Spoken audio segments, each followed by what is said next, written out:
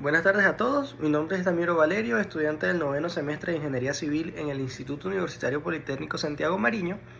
y hoy en la materia de Ingeniería Sísmica vengo a hablarles acerca de un pequeño resumen de lo que se encarga la Ingeniería Sísmica. En este caso, la Ingeniería Sísmica trata de estudiar el comportamiento de las edificaciones durante los sismos, ya que un sismo no es más que una liberación de energía de una falla geotécnica o de una falla tectónica o de una falla geológica. Esto se puede medir a través de distintos instrumentos, como lo pueden ser ondas sísmicas producidas por un terremoto o una falla que, dependiendo de la duración o de las características del movimiento, pueden afectar a las edificaciones. Para entender un poco más esto, debemos especificar también qué son las placas tectónicas, que son grandes fragmentos que están en la parte de la litosfera que se encuentran adyacentes una de la otra, y cuando estas placas tienen un movimiento, normalmente pueden ser activadas por actividad volcánica, por fracciones de montaña. Normalmente cuando estas fallas empiezan a tener acción sísmica o empiezan a tener movimiento, lo que vienen causando lo que son fracturas en la corteza terrestre, ya conocidas normalmente como sismos. Entrando un poco más en contexto de lo que es la zonificación sísmica, ya sabiendo que un sismo no es más que una liberación de energía concentrada en la capa tectónica, lo cual ocurre en un movimiento, ya sea debido a una actividad volcánica o movimientos. Tenemos también que son las zonas sísmicas, que son características o zonas o regiones geográficas caracterizadas por una alta probabilidad de terremotos, que es donde se encuentran las zonas o las fallas geológicas. Es por ello que en Venezuela, según la norma Coveney 1756, se encargó de recopilar todo este tipo de información. También muestra en ella un mapa donde detalla gráficamente todas las zonas en peligro o todas las fallas más comunes en Venezuela que son más producidas.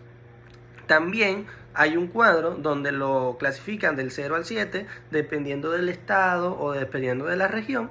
donde pueden ser un nivel de falla medio, bajo o elevado. Es por ello también mostrando su espectro, lo cual es su grado de movimiento. Y algunas de las fallas más comunes que tenemos en Venezuela es la falla del Boconón, la falla de San Sebastián y la falla del Pilar. Donde la falla del Pilar, aquí en la zona de Barcelona, en Lechería, esta es la que está más cerca, que pasa parte por Lechería, siendo así una zonificación sísmica de un grado 5. En Venezuela tenemos una zonificación sísmica muy elevada en lo que viene siendo el oriente del país. Como dos ejemplos claros es en la ciudad de Sucre, donde su zona sísmica es muy elevada y se han podido registrar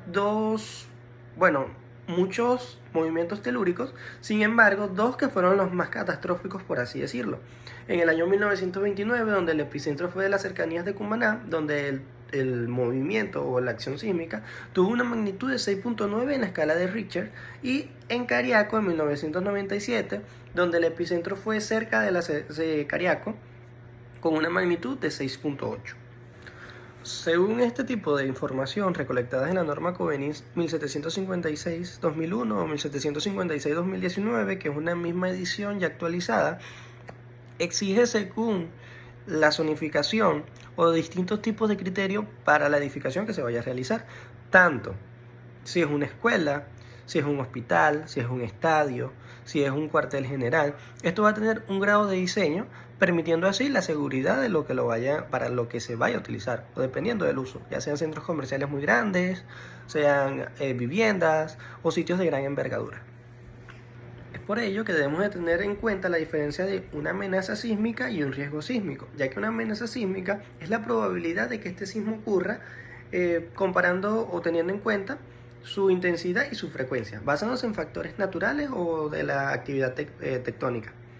Y un riesgo sísmico evalúa el impacto que va a tener este riesgo cuando ocurra, de cómo va a ser amenazada la población, las estructuras y todo el fenómeno natural. Además, también debemos tener en cuenta que el epicentro y el hipocentro se pueden diferenciar, ya que el hipocentro es la zona o el punto dentro de la Tierra donde se origina la ruptura de las placas tectónicas. Mientras tanto, el epicentro se encuentra en la parte superior, que es donde empieza la liberación de energía a través de la superficie terrestre. donde esto también se puede registrar, como ya mencioné anteriormente, con las ondas debido a sismogramas o acelerogramas, donde van midiendo los tipos de onda. Y este tipo de ondas se pueden clasificar en 4 tipos: en las ondas primarias, ondas secundarias, ondas Love y ondas Rayleigh, donde las más peligrosas, cada una tiene su grado de intensidad o de su manera de graficarse, debido a que las más peligrosas son las ondas Love y las ondas Rayleigh, ya que son ondas muy lentas que van desestabilizando la estructura poco a poco, causando un mayor daño a mayor frecuencia. Por tanto, las ondas P o las ondas S tienen un movimiento más rústico o más brusco a la hora de su actividad y libera presión, solo que en un tiempo más corto, y produce muy pequeñas aceleraciones, pero en un movimiento muy rápido. También tenemos que tener en cuenta que estas acciones, también hay acciones permanentes o acciones que influyen directamente en la estructura, como son las acciones permanentes, las acciones variables, las acciones accidentales y las reacciones extraordinarias, donde las reacciones permanentes, como debemos saber, son el peso propio de las instalaciones, la carga fija y los empujes estáticos que se encuentran en esto. Las cargas variables, como la carga de los usos móviles, las cargas de los peatones, las cargas de los transeúntes, o en caso de que sean vehículos que se estén transportando en este mismo, y las cargas accidentales, que son las cargas del viento, y las cargas extraordinarias, que son explosiones o incendios, que donde estas también tendrán un aporte importante a la estructura como tal, donde estas causarán un efecto en la estructura, ya sean desplazamientos laterales o de cargas verticales, llamándose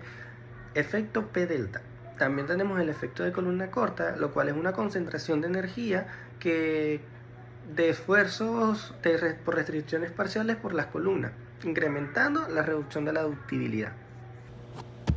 También tenemos las fuerzas sísmicas, que son las fuerzas cortantes en la base, una de ellas, lo cual es el resultante de todas las fuerzas laterales que actúan sobre la estructura. También tenemos la fuerza dinámica, lo cual incluye la inercia y la tensión de los espectros de respuesta. Además, también tenemos la fuerza de diseño, que son fuerzas reducidas que la considera la capacidad de disipación de la energía de la estructura. También tenemos los sistemas estructurales, que son sistemas estructurales sismoresistentes, como uno de ellos pueden ser los pórticos resistentes a momentos, donde son de alta ductibilidad y de flexibilidad, donde son adecuados para edificios con espacios muy abiertos.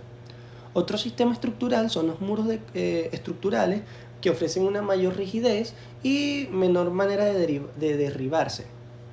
Son ideales para construcciones muy altas, donde permitan ser aplicados este tipo de muros. También tenemos los muros de carga, que soportan la carga vertical y afectan el diseño arquitectónico. Este es uno de los riesgos o de las contraproducciones de este mismo.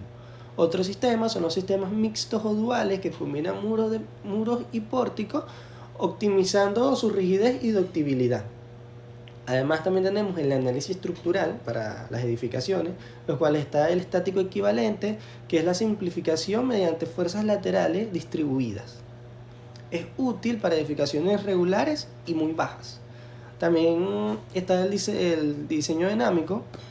que considera modos de vibración y frecuencias y torsiones, y es más preciso y necesario para edificios altos o irregulares, que sus formas no son completamente rectas, sino que tienen un corte a mitad del edificio, o su forma no es continua.